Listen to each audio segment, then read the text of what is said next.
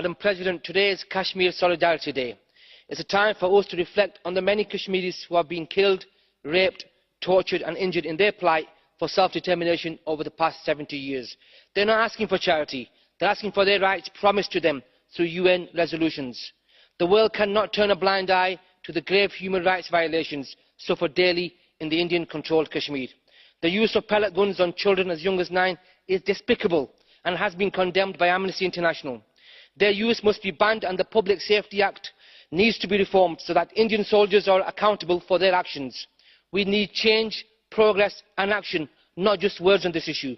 If we cannot get justice for the Kashmiris, then there will be no regional peace.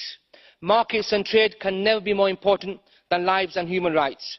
I pay tribute to all those people that have given their lives to the cause, and I salute the Kashmiri resilience to this oppression.